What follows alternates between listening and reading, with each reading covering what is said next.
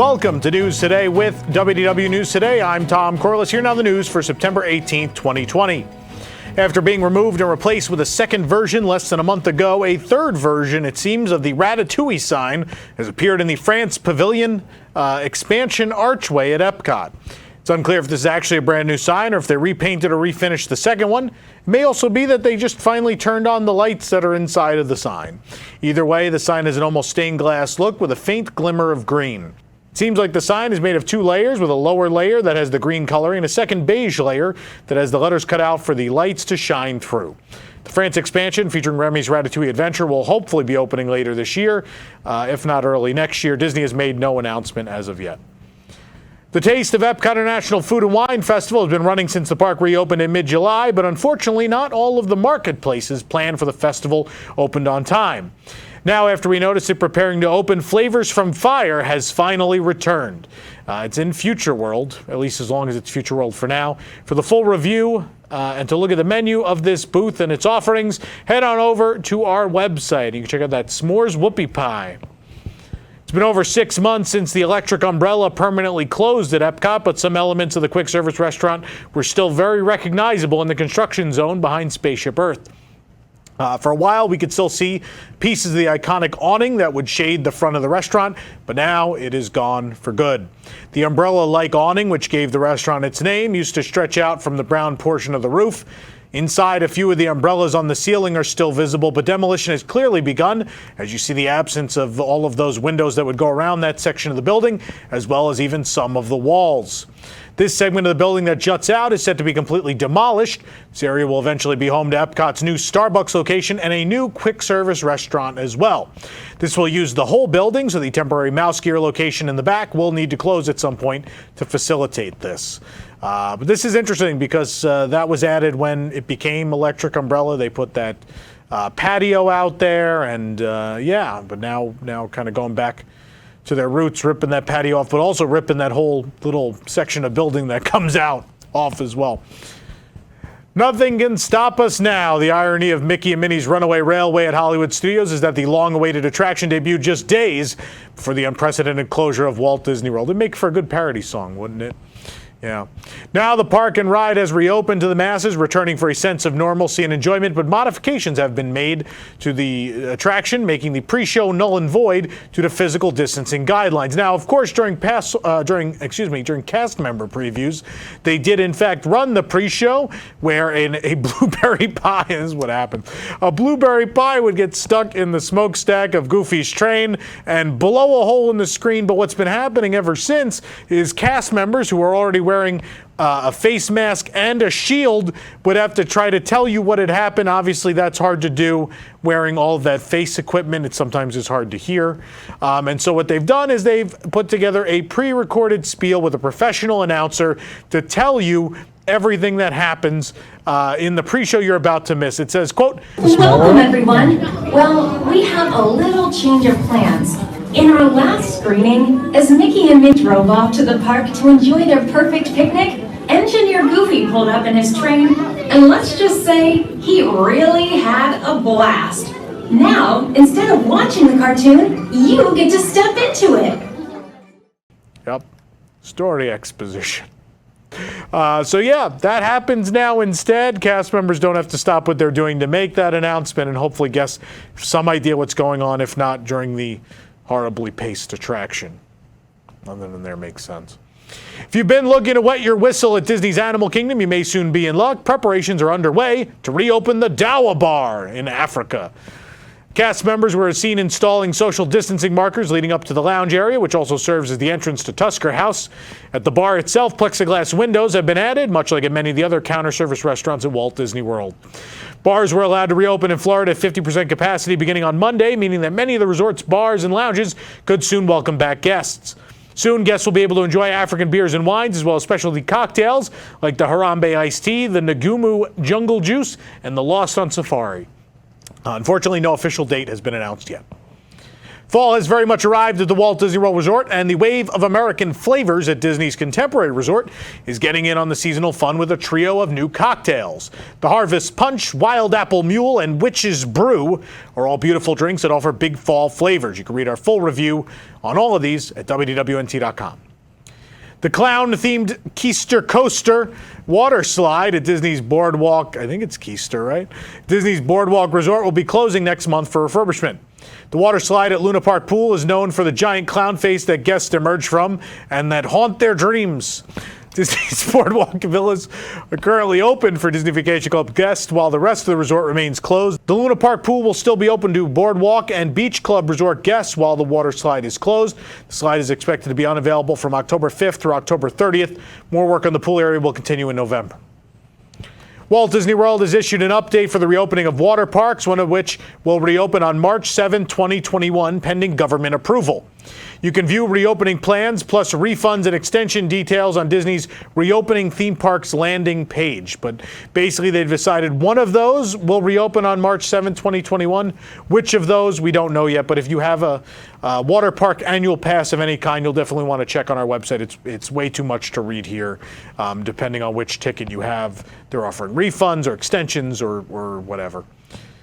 With mobile ordering becoming more necessary in the time of social distancing, it seems that some table service restaurants at Walt Disney World will now begin offering a mobile order option. Some restaurants have already introduced the mobile wait list, and now Sanaa Animal Kingdom Lodge is offering mobile ordering. In the My Disney Experience app, you can now access a Sanaa To Go option separate from the regular Sanaa ordering. From there, you can select an arrival window, just like the mobile order at counter service restaurants. The difference here, you're ordering food from a table service restaurant to go. After selecting your arrival window, a table service to go page pops up explaining the process is slightly different from that at counter service. The arrival window lets the restaurant know when you'll be stopping by to pick up your food. The meals are then made to order, and you'll get a notification when your order is ready.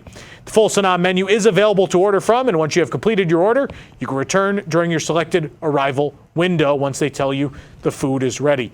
We actually did this today because we're staying at Jumbo House currently. Number one, I applaud Disney. The food options, if you're staying at Jumbo House, are non-existent. There is actually not a restaurant open for the people staying at Jumbo House. You would have to go all the way over to Sanaa, which has been full pretty much every day, or hope that the weather is permitting that you can travel to the pool bar at Kidani Village. But otherwise, there are no food options. So this is great if you're staying at Jumbo House. Probably the only viable option on many days, given how Sanaa is booking up and the fact that it's summer in Florida and the weather's not always great for a pool bar to be open. The Walt Disney World Swan and Dolphin Resort will be laying off 1,136 employees effective November 13th due to low occupancy at both resorts and a number of canceled events due to the ongoing detrimental effects of COVID-19.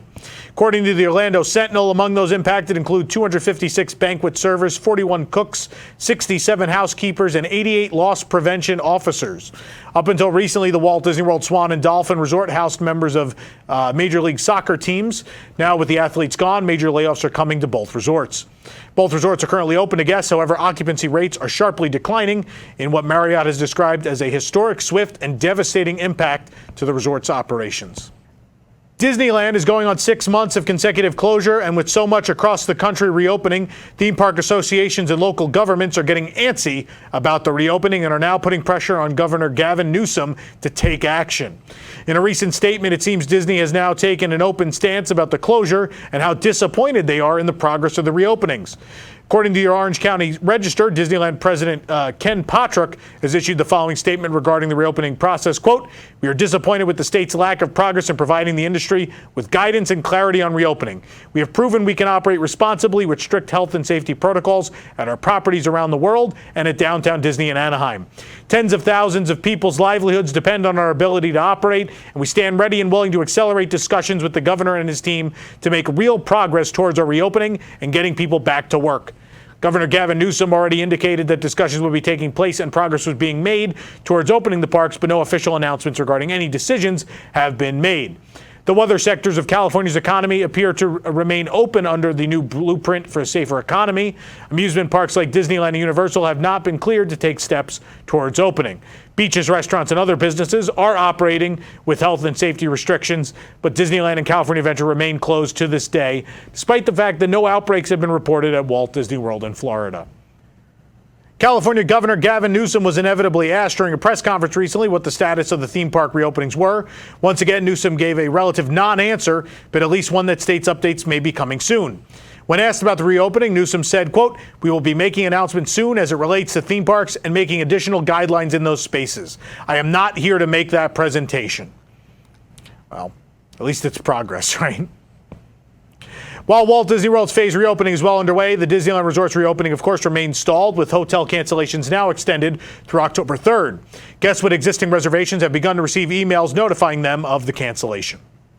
This is it, the moment we've all been waiting for since April of 2020. Well, those of us who thought we'd be able to go to it, but New Fantasyland at Tokyo Disneyland will open on September 28th.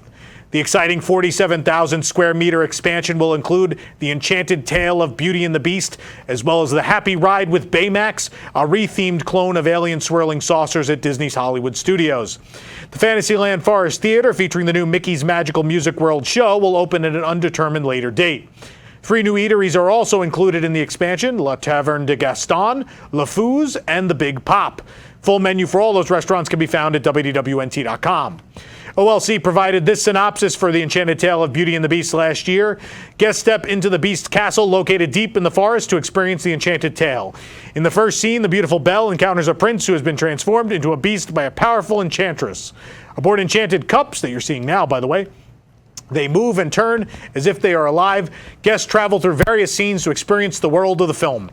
There's the banquet, which you're looking at now, where they dance together with the dishes and cutlery to Lumiere singing. The snow-covered garden, where they glide over the ice as Belle and Beast find themselves growing closer. And the castle is filled with magical moments and surprises, so guests will discover something new each time. Will Belle and the Beast find love and thus break the spell before the last petal of the Enchanted Rose falls? Guests will look forward to finding the answer to that in the magical romance of the Enchanted Tale of Beauty and the Beast. Spoiler alert, I think they do. Admission to the land and its facilities will be limited due to the pandemic. A new entry request system via the Tokyo Disney Resort app will be used for assigned time reservations at the new attractions, as well as Minnies Style Studio, the new meet and greet experience in Toontown. In addition, entry to the new restaurants and shops will be limited to guests who have made advance reservations. Details on the system will be revealed later. This is very exciting. This ride is going to, I think, change the Disney theme park landscape forever, more so than Rise of the Resistance did. It is not a screen-based ride. It is all physical sets. There are no screen face projection animatronics that, like you find in Frozen Ever After, any of that. Based on the little preview we've seen, this is extraordinarily exciting. I can't wait. Our own reporter Spencer will be bringing us coverage next week of the opening of that attraction. We'll have video, of course, of the ride for you. The Oriental Land Company has also revealed a whole slew of new merchandise items to celebrate the largest expansion in the park's history. You can head on over to our website to take a look at everything coming to the all-new Village shops in New Fantasyland, as well as Toontown 5 and Dime, starting on September 28th. There is some really cool stuff you'll want to check out. Yet another addition to the waterfall of merchandise hitting shelves at Tokyo Disneyland is 2 popcorn buckets we teased months ago. One for the adjacent The Happy Ride with Baymax, and one for the new The Enchanted Tale of Beauty and the Beast e-ticket attraction. The Baymax popcorn bucket retails for 2,600 yen, and the Beauty and the Beast bucket retails for 3,400 yen. Both of these will be available to guests starting September 28th at the Big Pop in Tomorrowland. That is the first ever popcorn-only store, but guests may make an advance reservation to enter that store for the time being.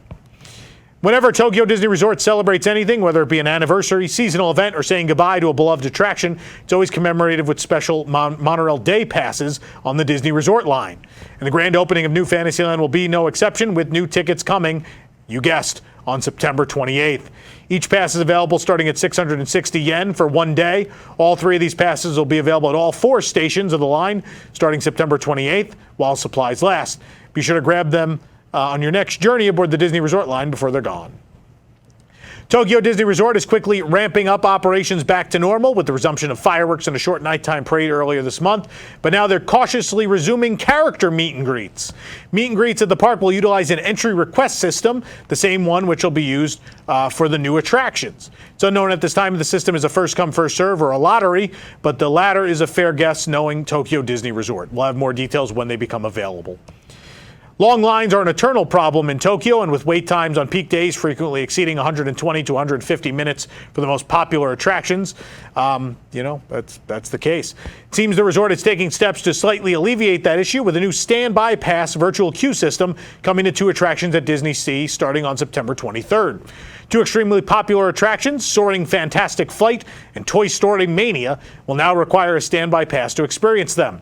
Standby passes may only be obtained once daily on the Tokyo Disney Resort app while supplies last, and guests may only hold 1 standby pass at a time. It's unknown at present how this will affect Fast Pass at these attractions once that system does resume, or whether it will be expanded to other attractions. This system is very similar to the standby pass system introduced earlier this year at Shanghai Disneyland. It's unknown whether the system is permanent or only being utilized during this adjusted operations phase.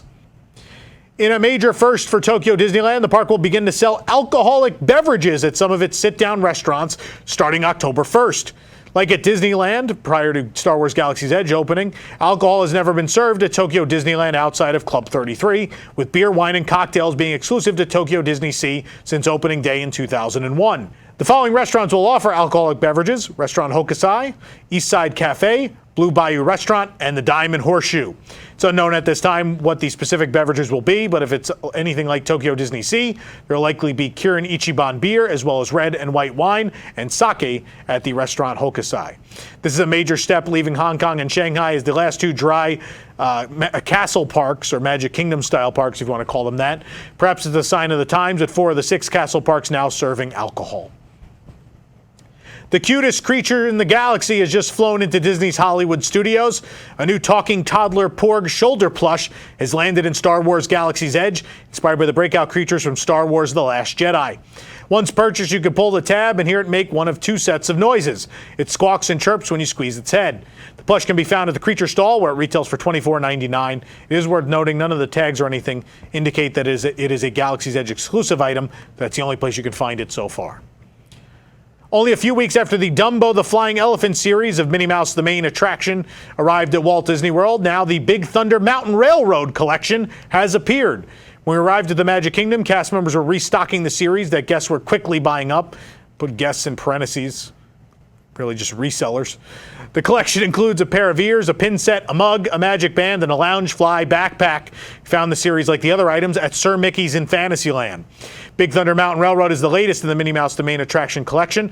Meanwhile, the Haunted Mansion will be the next series releasing on Shop Disney and, let's just say it now, probably at the Magic Kingdom. All aboard! You can now become your own train conductor with these new jewelry items at Mickey and Minnie's Runaway Railway. The collection includes a pocket watch, which I had to buy. I don't like the ride, but it's pretty neat. A train whistle necklace and a Mickey and Minnie kiss necklace.